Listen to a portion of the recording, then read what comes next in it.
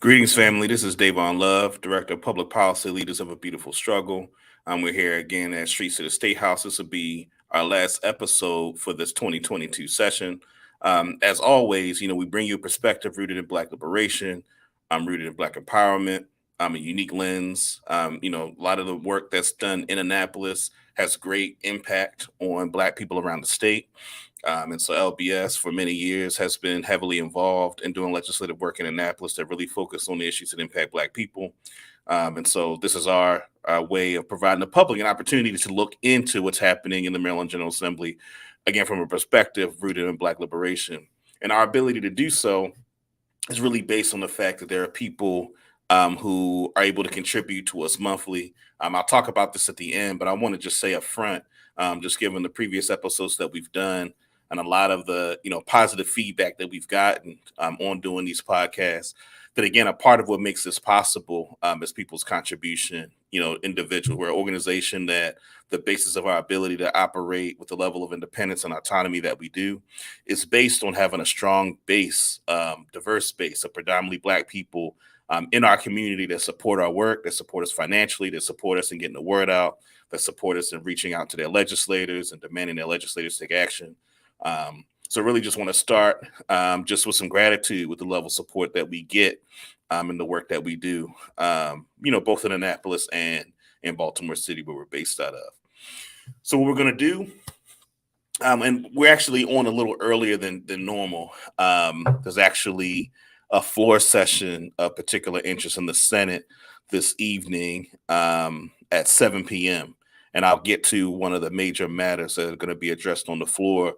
What we're going to do today is we're going to start with some general legislative updates on some of the particular issues that LBS has either been spearheading or have been following pretty closely.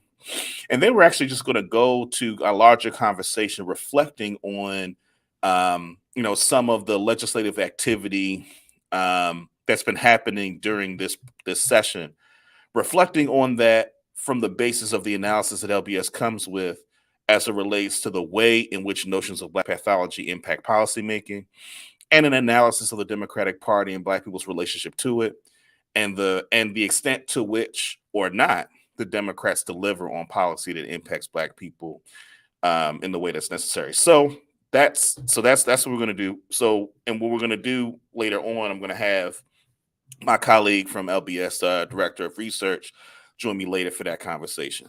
Before we get into that, though, just want to give some general updates on legislation that we've been focusing on during this session. So I'm going to give a few. I want to first start with the Civilian Review Board legislation. So this was HB 991, cross-filed as Senate Bill 441.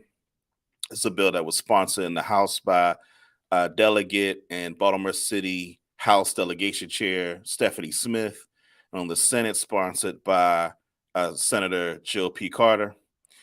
And basically what this bill was supposed to do, if we think about, for those who were keeping up on the police reform legislation that passed last session, and of course, the overarching objective for LBS and many of the organizations involved were around community oversight of law enforcement. And so while we didn't get that in the previous sessions police accountability work, there were some mechanisms that were opened up that could create the possibility for community oversight.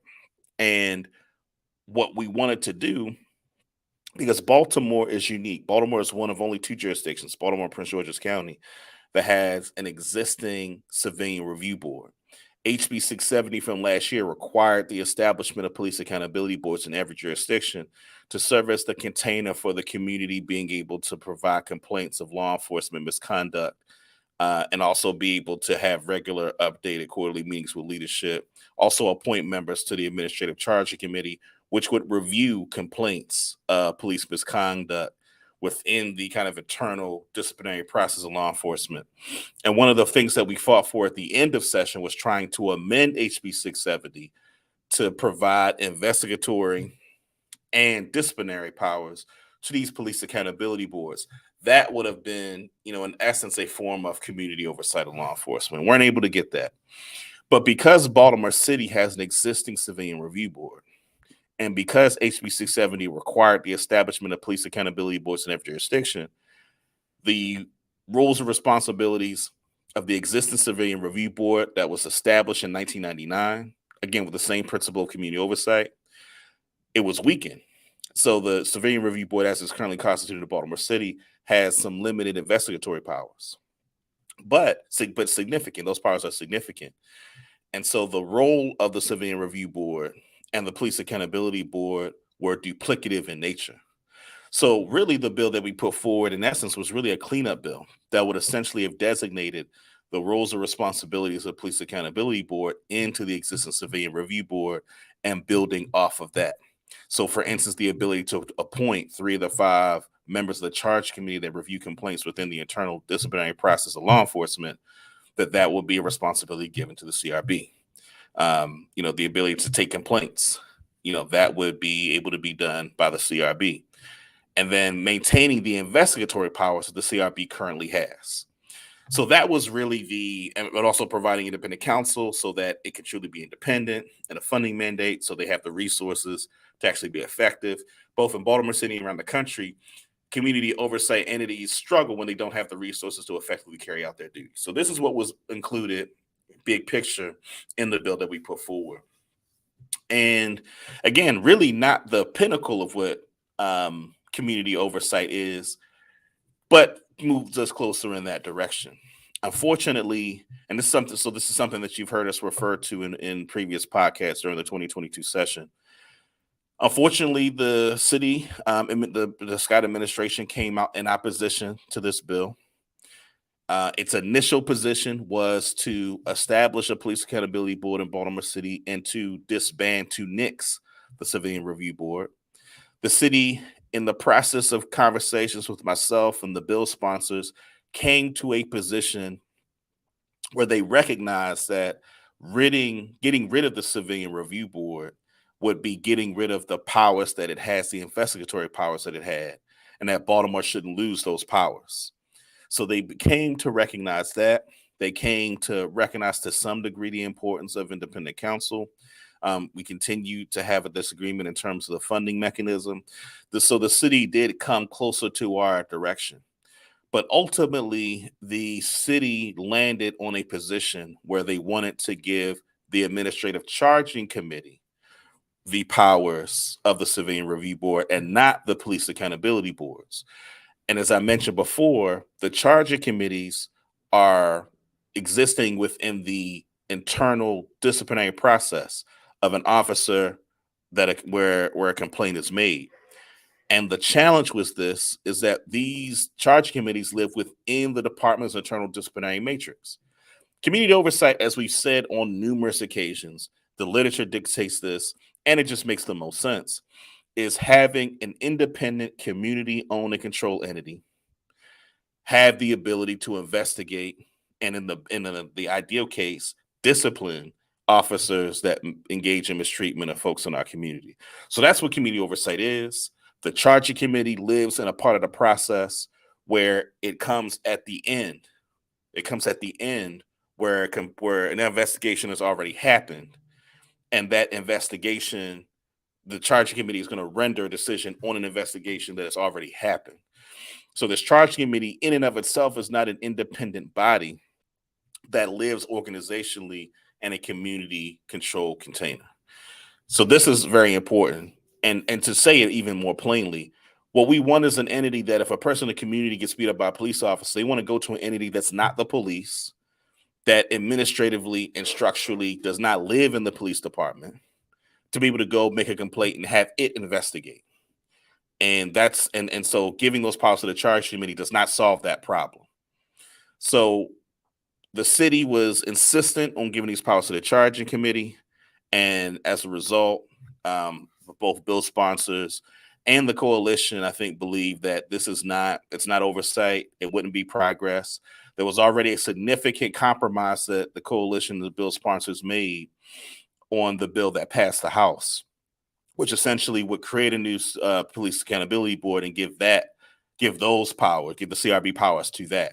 And that was a pretty significant compromise. The coalition wasn't happy with, but would have been better than what exists now.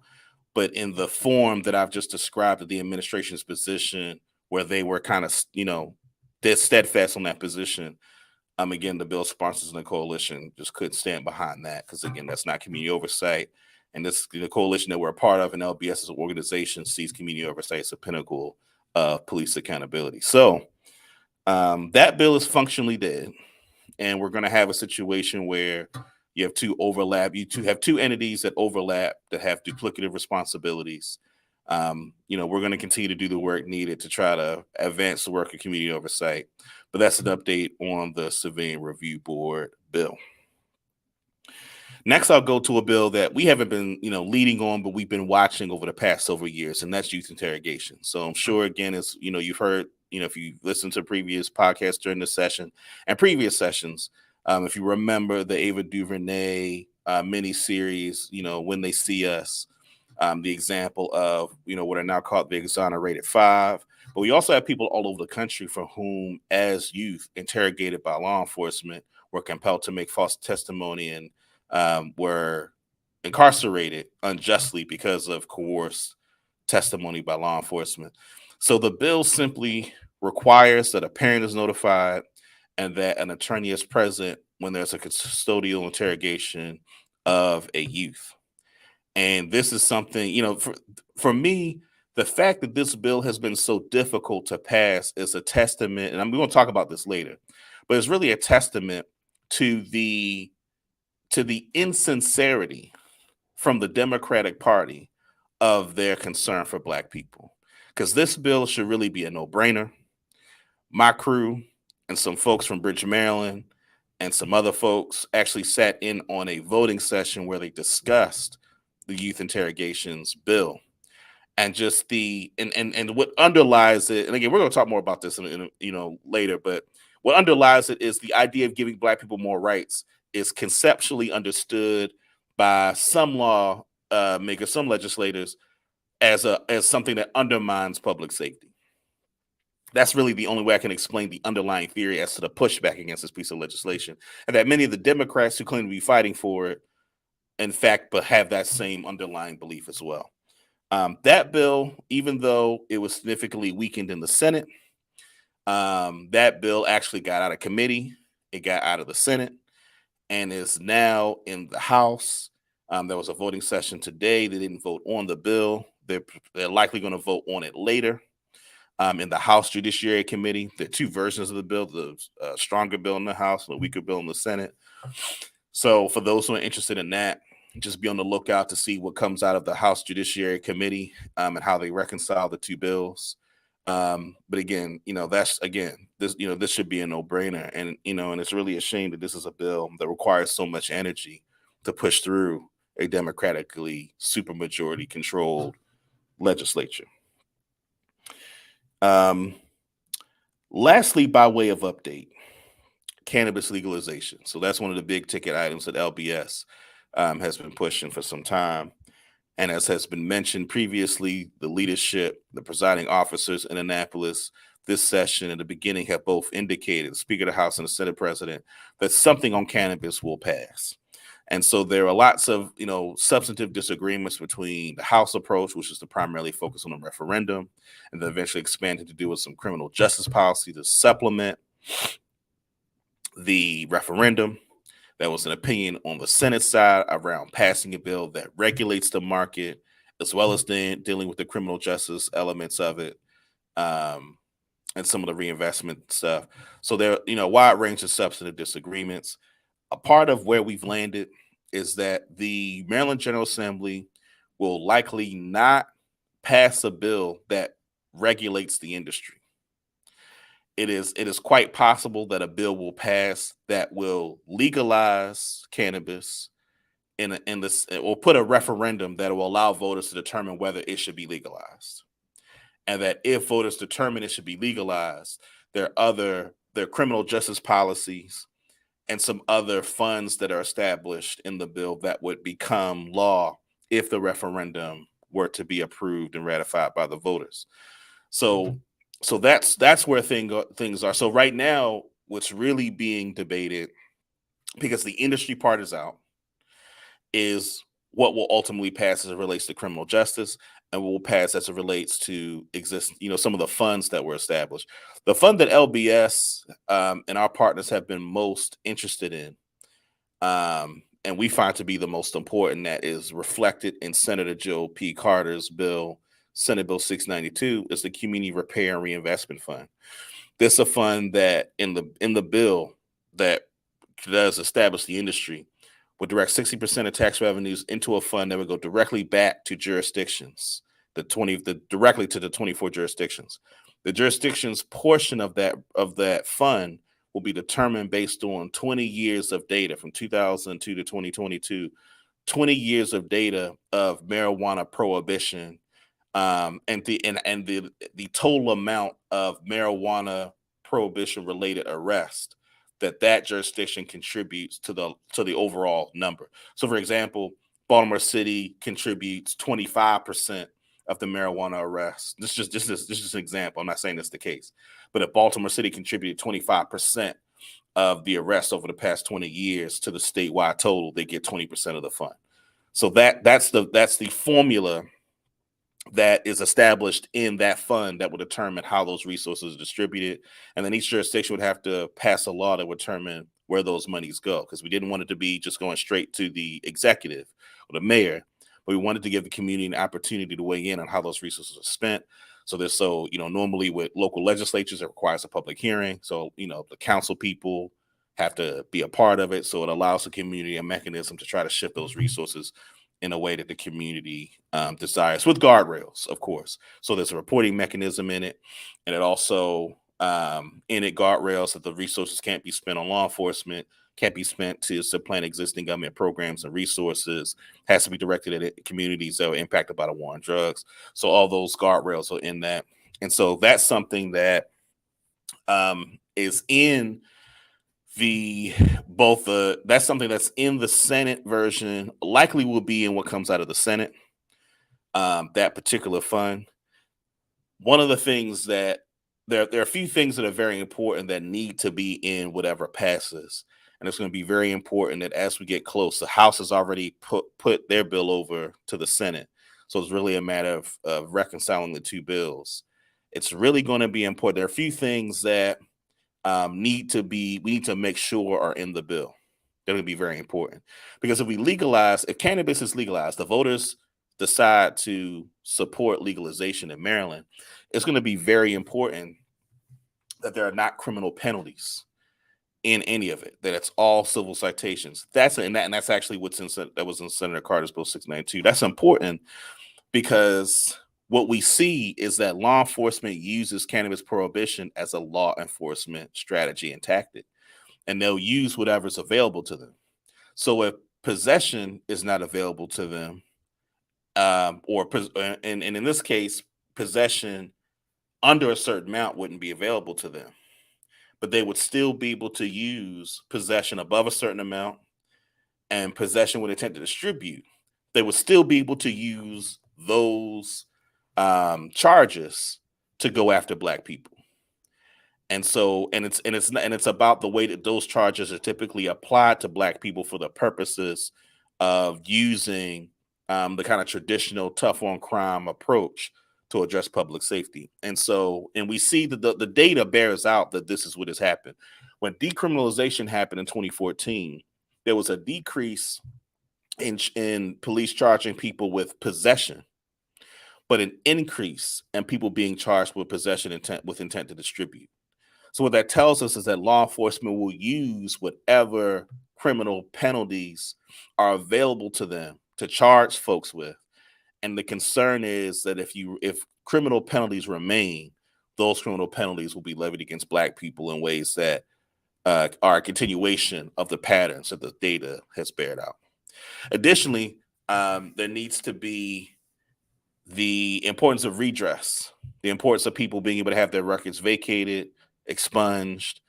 There are lots of people for whom have been impacted by marijuana prohibition, who was impacted their employment, their ability to access to public benefits, etc. And so, it's important to expand redress to include, vacature, but to also include the ability for folks to petition for for possession with intent to distribute, if it's related to cannabis, to be able to have those kinds of charges expunged, vacated, and also being able to have reconsideration hearings where folks can have their sentences reconsidered based on the fact that now we're moving into a system where cannabis will be legal. So providing people the opportunity to have reconsideration hearings. Additionally, one of the major concerns is around odor searches and smoking in public. When you think about, so you should be able to smoke wherever people smoke cigarettes, right? There are lots of people, including myself, that, don't like cigarette smoke, but people endure it because it's legal. And the same with cannabis. And part of the challenge, as I've mentioned before, is that the prohibition of smoking in public, period, even in places where people are allowed to smoke cigarettes, that prohibition or not making that legal, and not allowing for people to smoke in those same public places will be a part of the tool used to criminalize Black people, right? That Black people will be inundated with these fines. So there's that. And then odor searches. Odor searches are typically have been used as ways to circumvent people's Fourth Amendment rights. So people being unjustly searched as a result of odor searches. I'm not a person that is a consumer of marijuana, of cannabis, but those who do, what they'll tell you is that the smell and odor can linger for a long time. And so the use of odor as a way to determine whether a person should be subject to a search is a practice that, again, disproportionately allows law enforcement to violate the Fourth Amendment rights of Black people, causing Black people to be unduly searched and and unnecessarily exposed to heightened levels of interaction with law enforcement. And as we see, we want to decrease the interaction that Black people have with law enforcement. So those are the major areas of the cannabis legislation that need to be included to ensure. And I already talked about the reinvestment part that looks like it'll make it into the bill, but that also needs to be in it as well. Those are the elements that need to be in a bill that passes the legislature in order to really say that something meaningful was done about cannabis, and that if those criminal penalties and those other criminal justice related things that I mentioned remain in the bill, then we have some significant concerns about what that means for Black people. So that's the legislative update. There was a voting session today. They didn't vote on the cannabis bill today in the Senate Finance Committee, and we'll certainly look to keep people updated about what's going to happen or what's happening moving forward. All right, so that's kind of the general update. Now, what I want to do, as I mentioned before, is to really do some reflection and discussion on both some of the legislative priorities that I talked about, but the larger context, the larger both political and discursive context that legislation is in for the Maryland General Assembly. And something that you hear, us talk a lot about is you hear us talk a lot about the way in which the discourses around crime and violence impact policymaking. And you hear us talk a lot about our criticism of the Democratic Party. And so there's a lot to be unpacked there that involve discussion about specific policy matters and just the general thrust of how this Maryland General Assembly legislates. And so what I decided to do would be important, and it'd be good to have a discussion about this.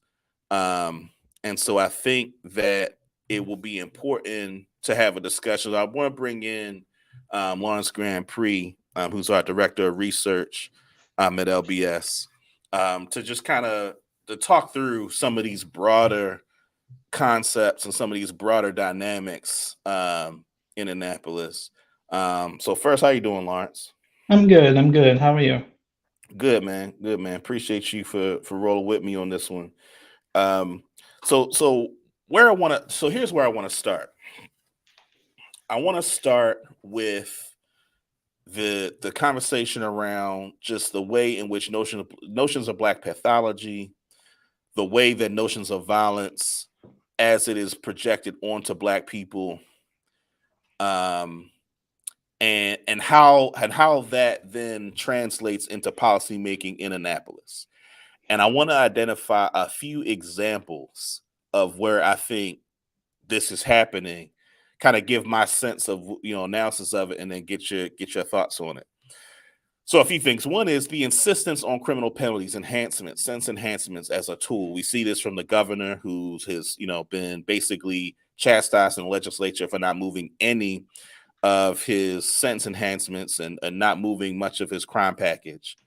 And so the insistence that sentence enhancements on existing penalties are effective tools, and that what that says to me from a larger political perspective is the belief that black people need to be punished into better behavior, right? So I'm gonna come back to that. So that's one. Two, there is a bill that is on the floor tonight. It's named after the black police officer, the black sister who was a police officer, Kiana Holly. A bill that would essentially make it so that if a person who engages a first degree murder, a second degree murder, a conspiracy to murder a police officer, that person would be that would get life without eligibility of parole. So that bill is on the floor tonight.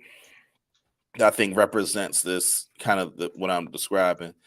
And then lastly, one of the things that the legislature did during special session back in December was that it overrode a governor veto on taking the governor out of parole. And the kind of rationale for keeping the governor in parole is, if a person is let out and they do some violent crime, then politically it's bad for the governor. But that this is served as a way to keep people incarcerated that no longer are a threat to public safety. And so that was passed, vetoed by the governor, overwritten. And then there was a discussion, but one of the technical things that wasn't addressed was medical parole, right? For those who should be paroled for medical reasons. And there was a discussion on the House floor where Delegate Chanel Branch of the 45th District, whose son was murdered back in 2017. And, she made an appeal to support an amendment that will remove people who were convicted of first degree murder from being able to be eligible for medical parole. And, there were a lot of people who I spoke with afterwards who, as a matter of policy, disagree with the amendment, but were touched by the emotional appeal by Delegate Branch. So here's how I link all those things together, and what I want you to give some comment on is that two things. One is that violence in Baltimore and in places around the state, if we understand them in context, are highly rational activity, but that many of the people making policy are so distant from the reality of people who are in those environments. Mm-hmm. That what is often projected on to Black people in environments where there's high rates of violence is a level of irrational pathology, right? Where everybody then who is convicted of first degree murder was this person seeking to destroy, had no regard for life. When in many contexts, when you look at the circumstances, are way more complex than that. And in that complexity there would be policies that would make more sense, in terms of addressing violence. So instead, for instance, of a person who they commit murder, it was a situation where they got into a conflict, it got volatile, resulted in murder. They're remorseful of it. But it creates this thing of that person, at least for me, it's a matter of policy. That person, if they serve 30 years and are a productive person behind the walls and able to talk to people who are outside, they would be a valuable asset for public safety. But the way in which notions of, Black people being inherently violent, though those kind of more nuanced understandings of the circumstances that Black people find themselves get washed out. And those of us that want to bring up those nuances are characterized as people, it's like Bobby Zirkin, the former chair of JPR, once said, we are the criminal lobby. We're supporting the criminals, as opposed to saying, no, there's complexity to the life that Black people and that people in these communities face that have high rates of violence, and that we should deal with the complexity in a way that recognizes the humanity of a lot of Black people in these circumstances, and go for policies that really address it meaningfully, right? So what's your thoughts on some of that? Yeah, so that's a lot. Um, it's hard because there is a political market for certain performative political displays of paternalism towards the Black community. So, and it's one thing, even I think the defund people almost misunderstand about what the role police play in society. It's not just that people are afraid of crime and that they're wasting money giving it to police. It's like, no, policing is an investment in people's psychic stability. So this idea that these people, like the Thin Blue Line, like people see these stickers on the back of these cars and don't understand where it comes from. The idea of the Thin Blue Line is that there's this thin blue line of cops that separate the good civilians, the civilized people, from the predators, the wolves, the people who would unleash anarchy upon the world, right? And so if there's this real belief, and again, America, this is a deeply racialized belief, that there are some people who just want to see the world burn, and that we need to constantly threaten maximal violence against them to keep them at bay, because that's their natural state. And in America, it's hard not to link that understanding of human nature to things like slave revolts and to things like the Native American resistance during colonialism. And in Baltimore, I think that you actually have to think of the people in these communities as human beings making rational human decisions to their environments. I think some people don't want to actually admit to themselves that these environments produce these kind of thought processes, because it's too much of an indictment on the world that they've created, as a lot of essentially the liberal managerial elites. But when it comes to, I'll talk about the police murder thing at the very end. But then when it comes to sentencing enhancements, it's something that I've testified on multiple times. Just look at the data and think through it, right? So if you know anything about the street economy, because a lot of this is about mandatory sentences for gun carrying, right? And you can look at like Matt Taibbi's book, The Secrets of Drug Dealing. He's a journalist who interviewed an anonymous high-level marijuana dealer. A lot of the people who are shot callers, who are in these communities, that you would never catch them with a gun. They have other people for that. So the actual shot callers, the drivers of violence, you don't get them on mandatory minimums for gun possession. So it's the shot callers, then you have the shooters, the people who actually do the shooting.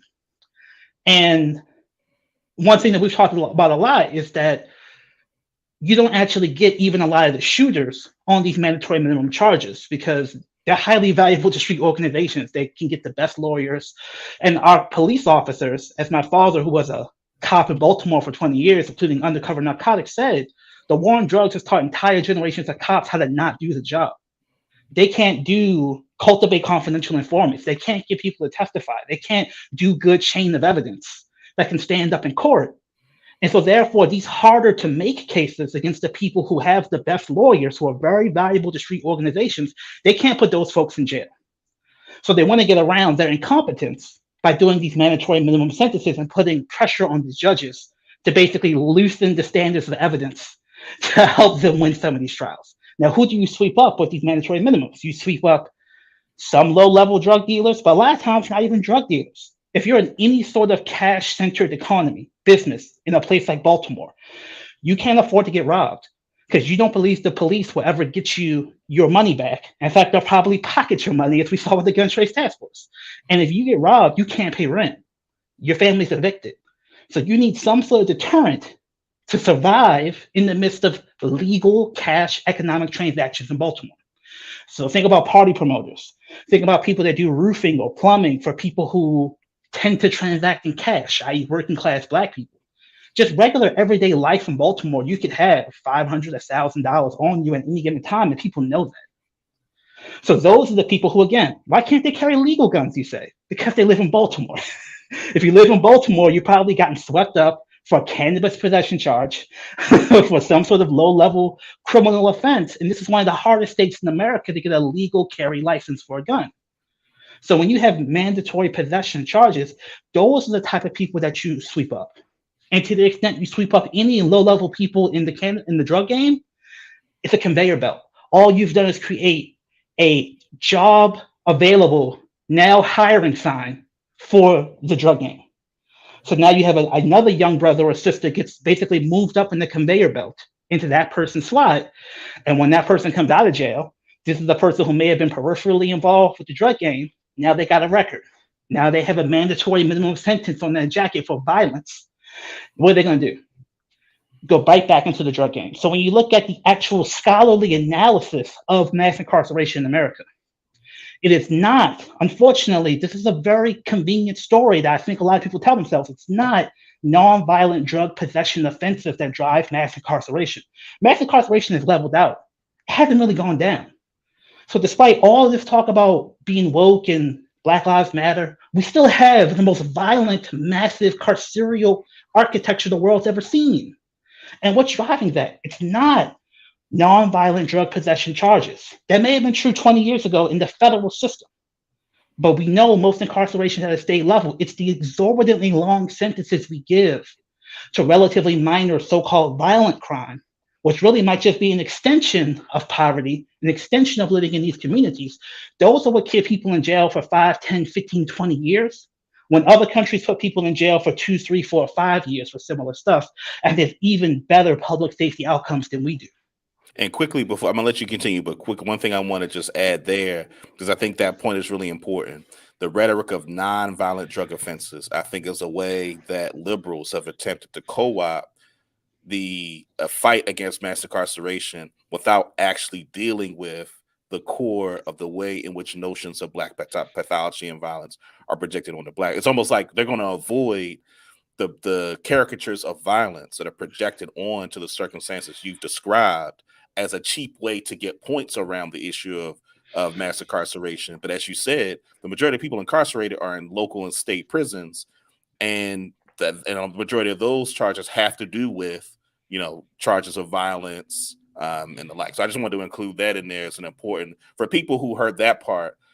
I want to really emphasize that nonviolent drug offenses, I'm getting to the point where when people say it, it tells me their political trajectory about co-opting the fight against mass incarceration as opposed to actually wanting to challenge it. Exactly. And again, it's the people who make a big deal out of federal incarceration leveled out under Obama.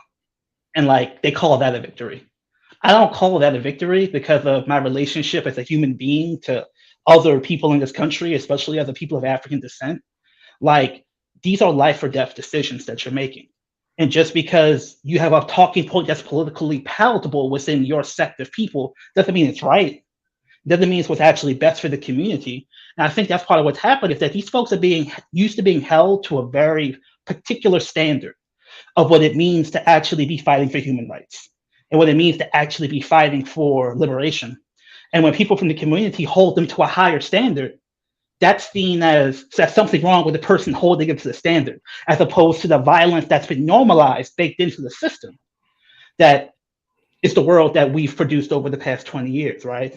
And the last thing that I was going to say is that, there are certain lives that are deemed grievable.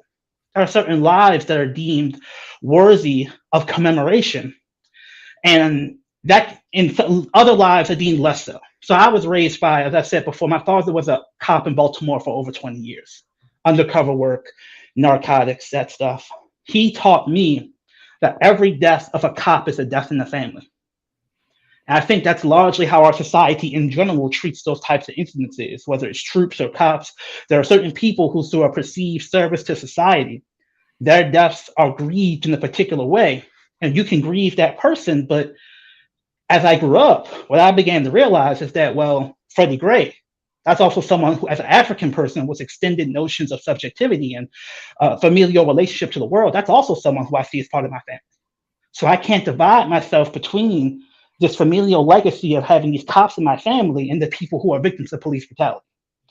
And that doesn't mean you pick a side. That means that you take logical policies to say the only way we can save, frankly, save both is to have the community hold the cops accountable, to have a deterrent from the cops doing the things that causes them to lose their humanity.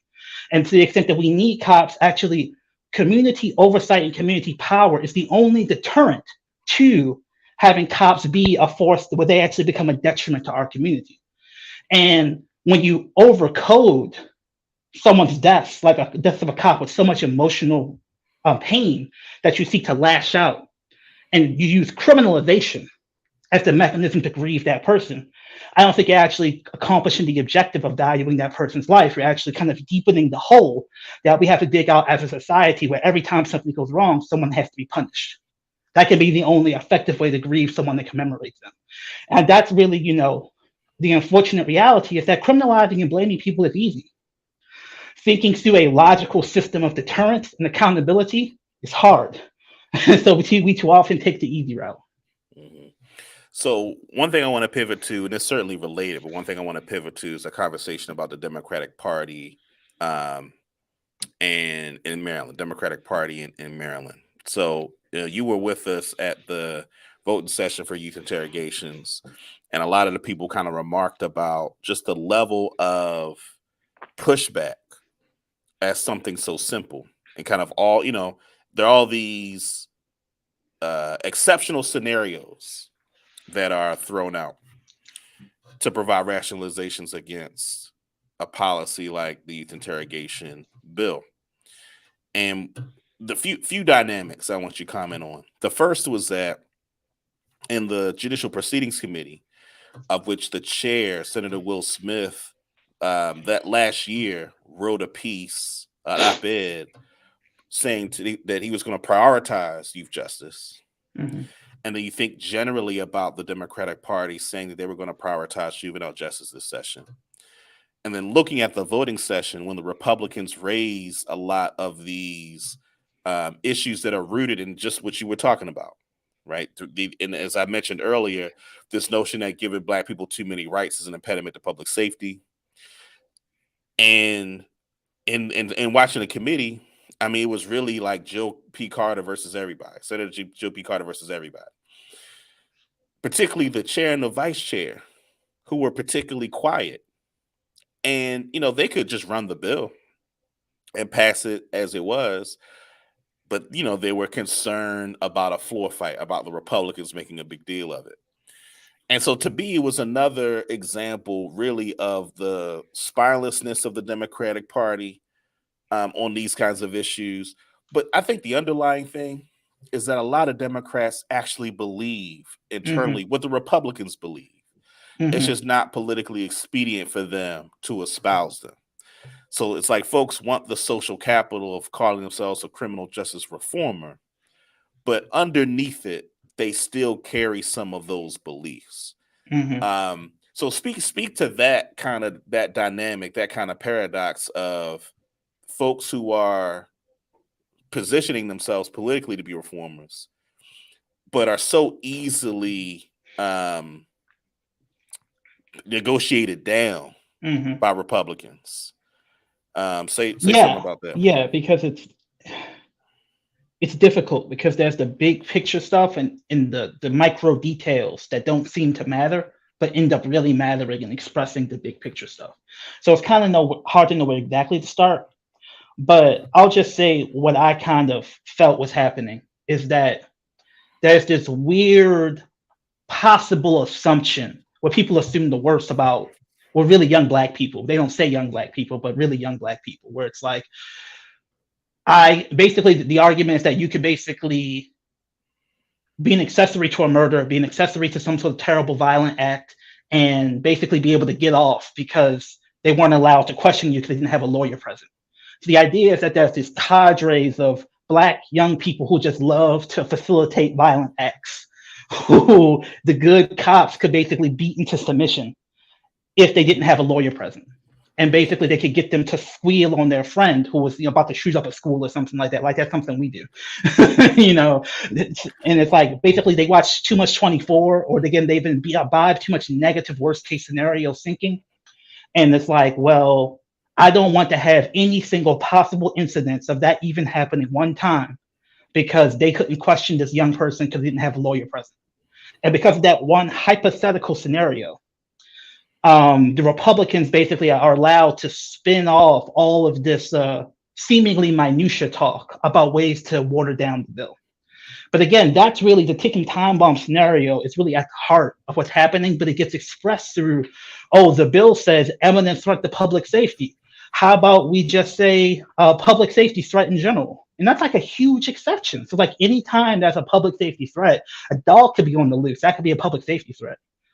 I get to not care about someone's constitutional right to have a lawyer present and questioning. But those are the sort of exceptions that basically get brought into the fray by the Democratic Party leadership. It's like, oh, we're the Senate, we're a club, we have to have a cordial negotiation and find a middle ground. And it's like, well, the middle ground just basically guts the bill in a lot of ways, but they get to perform.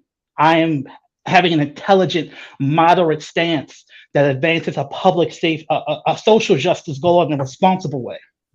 And they get to sell that to people who weren't there and basically see Republicans bring up these outlandish worst case scenario talking points.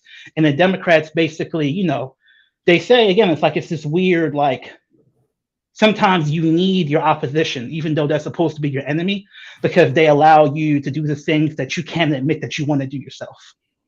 And that just seemed to be the role the Republicans were playing. It's like, I'm going to let them do it so that when I talk to the community association or the FOP or any group that might be questioning my policy, I get to tell them, well, I put in these exceptions in the bill that made it okay from that perspective.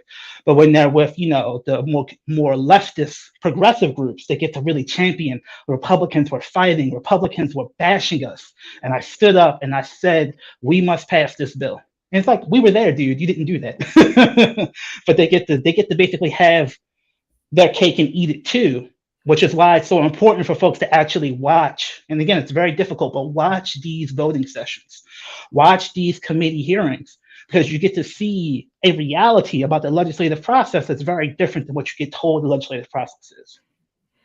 So, lastly, to kind of put a bow on it, because I think in talking about the underlying beliefs that govern how these legislators think, and really identifying the difference, because I think one of the things that happens is people want us all, they want to put us all in a similar box of people that want good for the larger community. And one of the things that's the starting point of our analysis is that we live in a society structured on racism and white supremacy. This is a colonial settler project. That basis of the way that the society is configured mean, the enslavement of people of African descent was an act of war, and that what is needed to address to reduce some of the harm that Black people face is around challenging the fundamental structures of this society. And in the conversation around public safety and violence, what that means is that understanding that the ways in which the propaganda around notions of Black pathology have been internalized, and the way that that internalization has led to the levels of self, destruction in our community, that is an outgrowth of the system of white supremacy, Mm-hmm. and that law enforcement has been an instrument in being able to extend on and perpetuate the violence towards Black people. A person who comes from that analysis, then when you're faced with like the Republican opposition of these hypotheticals and this kind of notion that we need paternalistic power to keep Black people in check, we recognize that challenging that is challenging the overarching system of white supremacy.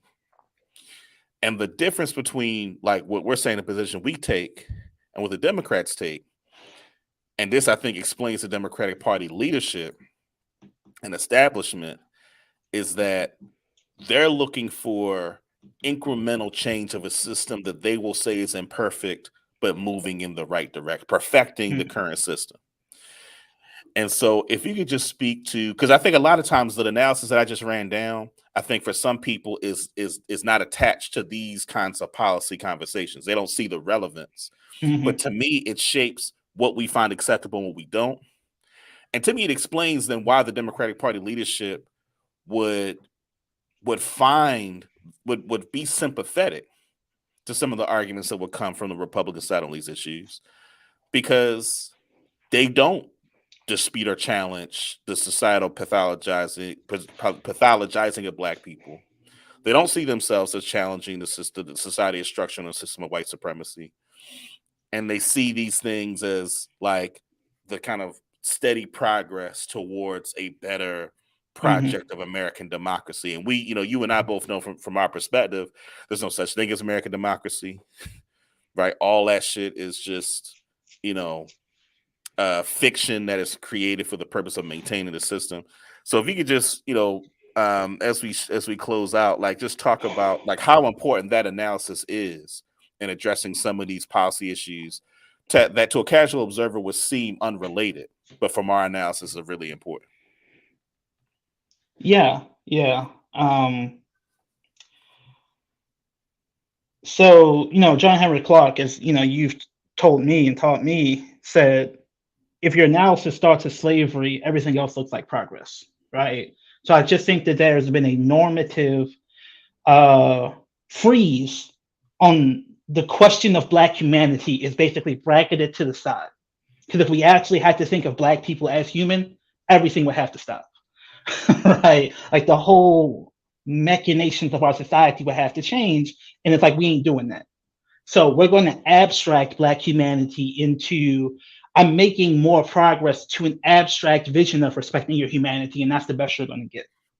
So again, I mean, and again, it's like criminologists in the 70s were like, this is crazy. We never expected incarceration to increase like this, but thank God it simply can't get any worse. We finally hit the highest possible mark of incarceration.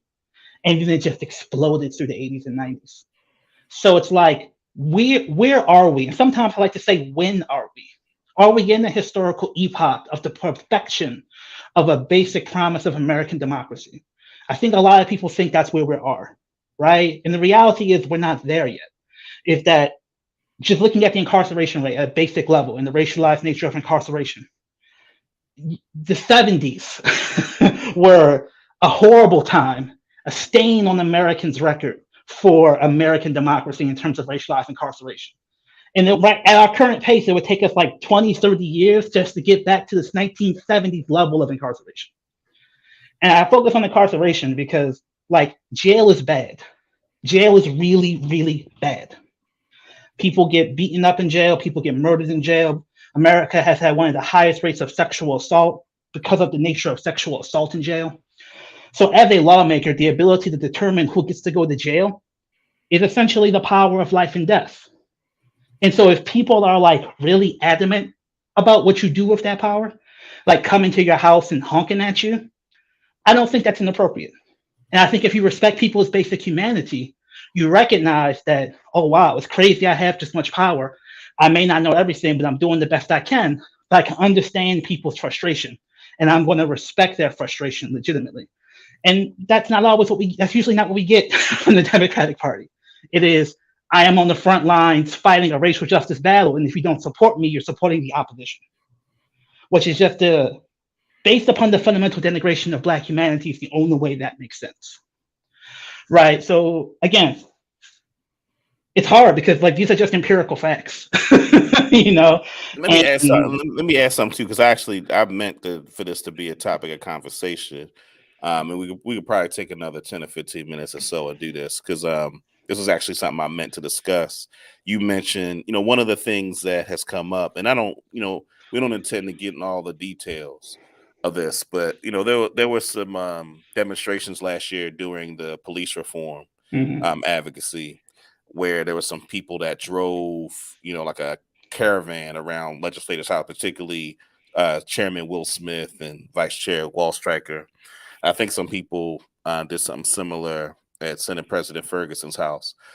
And there's been a really strong reaction to that, from from Senator Smith and from folks in leadership in the Senate. And there was a Maryland Matters article where there were legislators that spoke against a legal protest of people going to legislators' house who signed up for public life.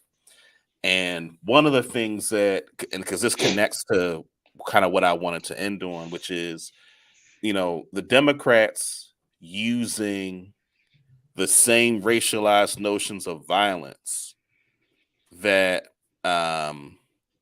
we discussed in the public safety conversation, but using that kind of hysteria to characterize people engaged in those kind of protests as a way to render the Democrats as like victims in pursuit of justice who are being hassled by less civilized people, as a and that is a very intentional tactic, Exactly.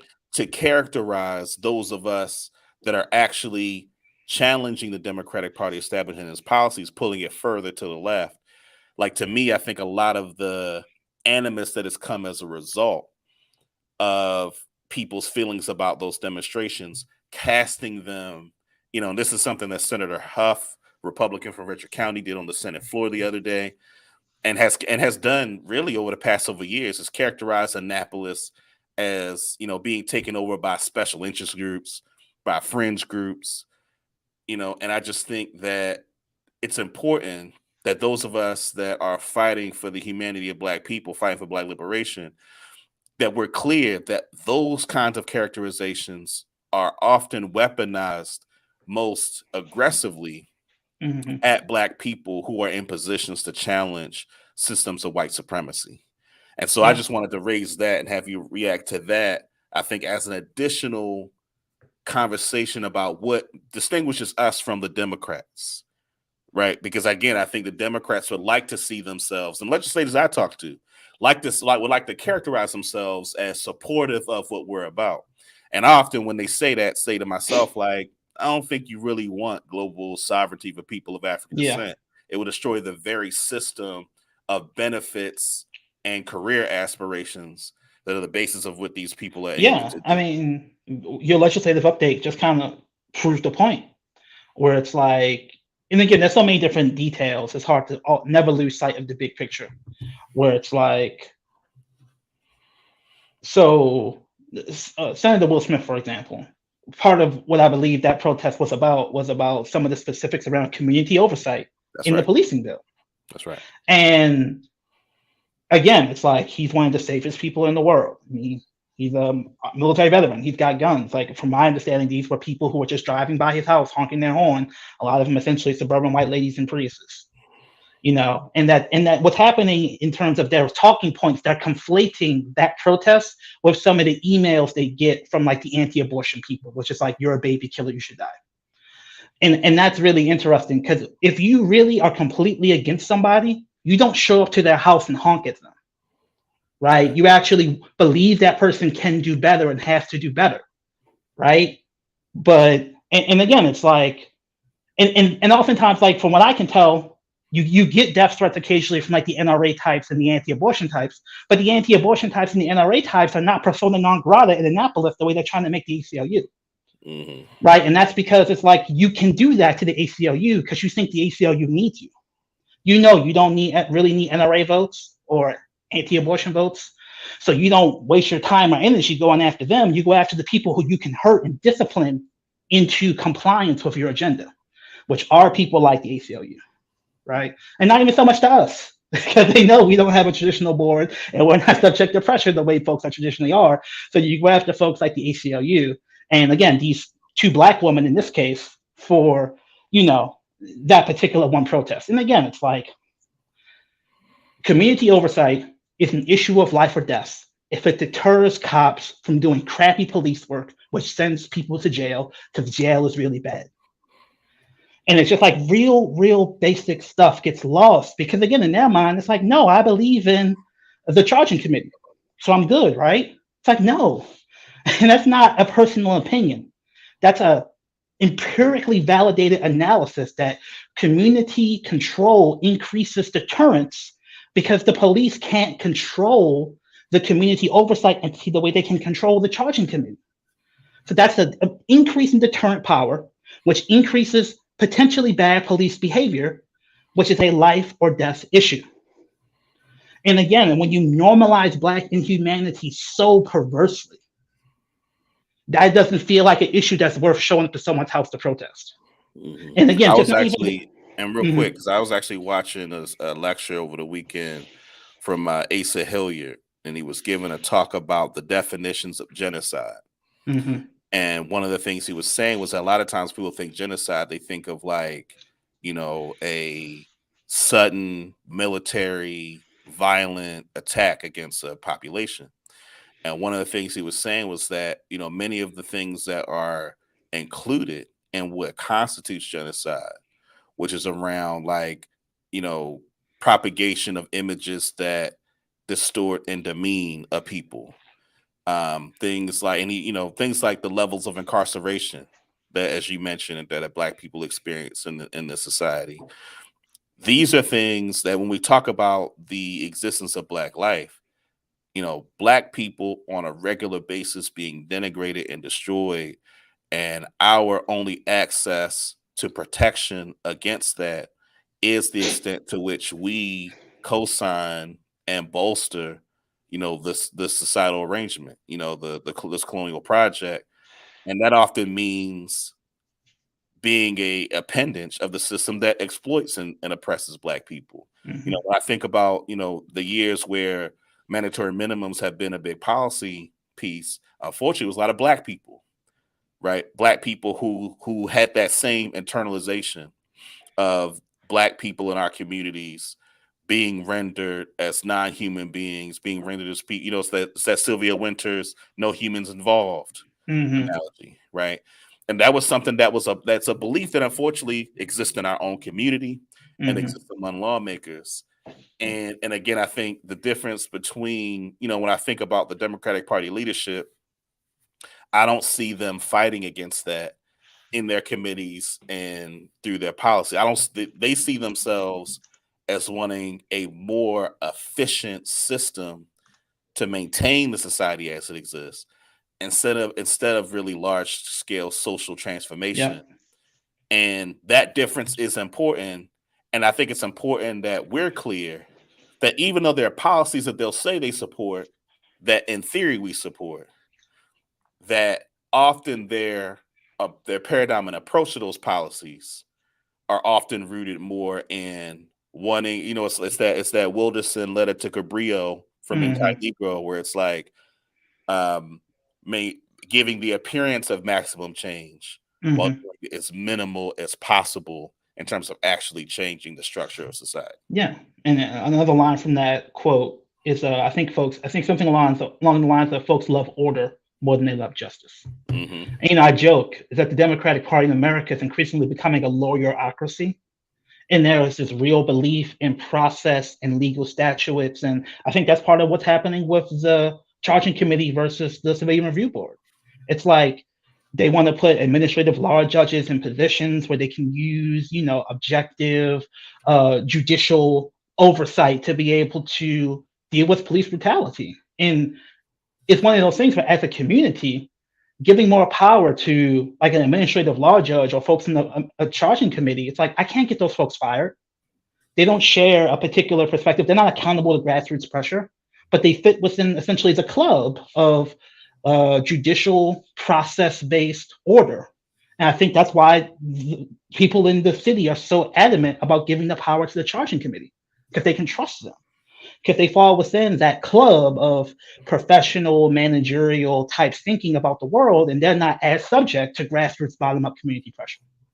So it's not a preference for bottom up community pressure, like aesthetically or personally. It's just like it's the one check we as a community have against being frozen out and disempowered in the process. And it's a fundamentally important mechanism. But I can imagine a lot of folks in Annapolis don't feel that way. They either don't think about this stuff or they truly believe, no, it'll be better if the professionals handle it. Hmm. And I think that's just a fundamental disagreement that is, again, a potentially life or death disagreement that has not been adjudicated as such. It's been adjudicated as like a personal preference or Mm, like a political picadillo or like you're just nitpicking. It's like, no, it is a structurally fundamental disagreement about what policy should do. Policy should empower communities to have the power to control the institutions vital to their life versus let professionals handle it. mm, And those are two fundamentally contrasting and in many ways antagonistic ideas about how do we govern Black people. Do we use process and these networks of formal and informal fidelity to systems to essentially create a new managerial class for Black people, or do we let them govern themselves? yeah. And us putting that debate on Front Street is not something they want. So they abstract it into a bunch of stuff that isn't what I just said. Yeah. All right, man. Well, look, appreciate you for joining me. I think, like I said, the reflection on this is important because I think it helps to undergird many of the policies that we focus on and why our perspective is so distinct and important. And it's often a perspective that I think there's some other advocates that they share that perspective, but it often doesn't get the platform that it needs. So thanks, Lawrence, for rolling with me. And so as we close for this last episode of Streets of the State House, just want to say a few things. First, I want to say, want to continue to just give gratitude to those that continue to support the work of LBS.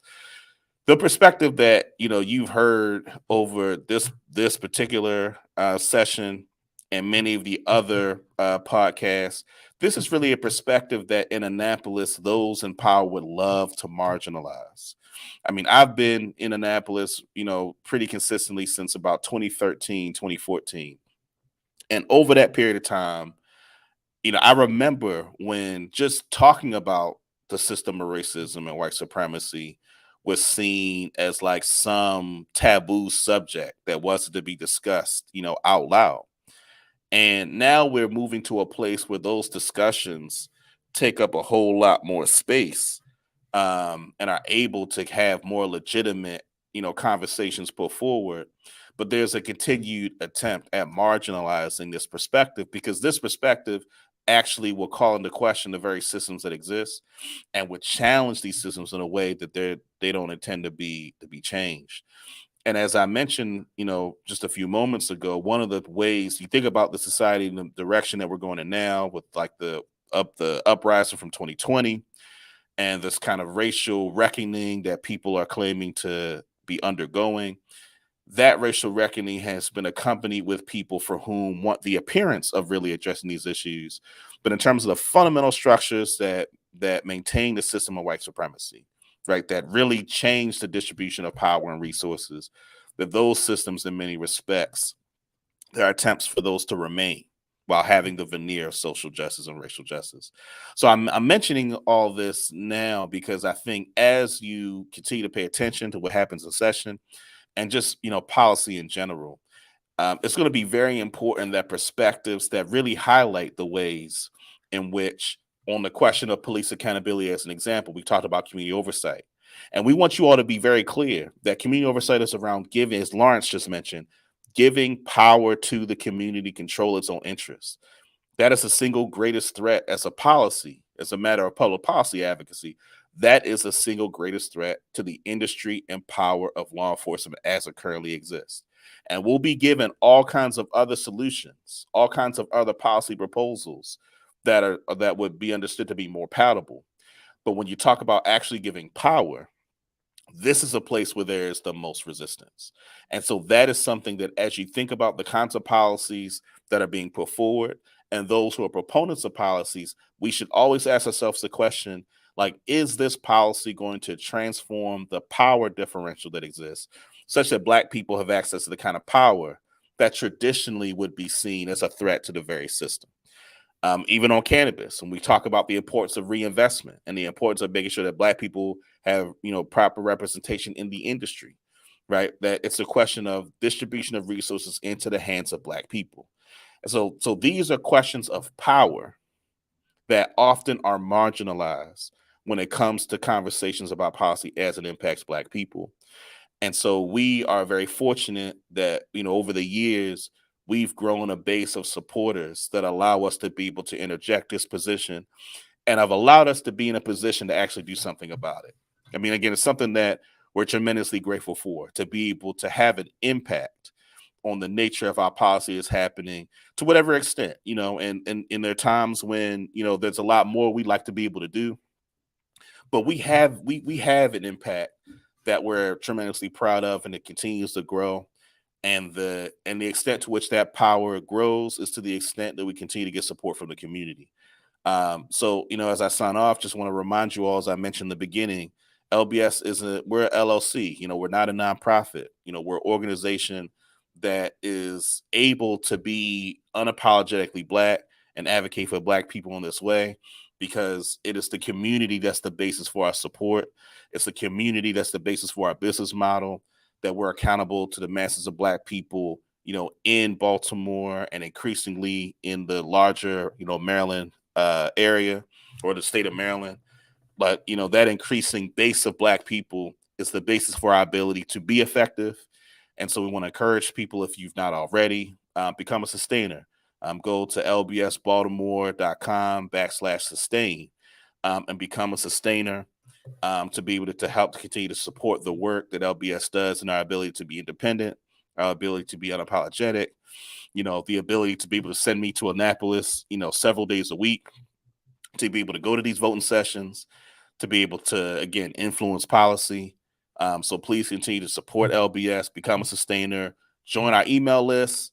When we send out action alerts to contact your legislator, it has a tremendous impact on our ability to move things. So again, continue to support LBS. Again, this is Dayvon Love, Director of Public Policy from Leaders of Beautiful Struggle. This will be our last podcast for the 2022 Maryland General Assembly. Look out for a written legislative update that'll give folks a sense of how session ended in terms of the many policy priorities that I've mentioned before. And again, continue to look to LBS at, many of our other projects and efforts in Baltimore and beyond. So again, this is Dayvon Love, Director of Public Policy, Leaders of a Beautiful Struggle. Safe travels. Enjoy the rest of your day. Peace.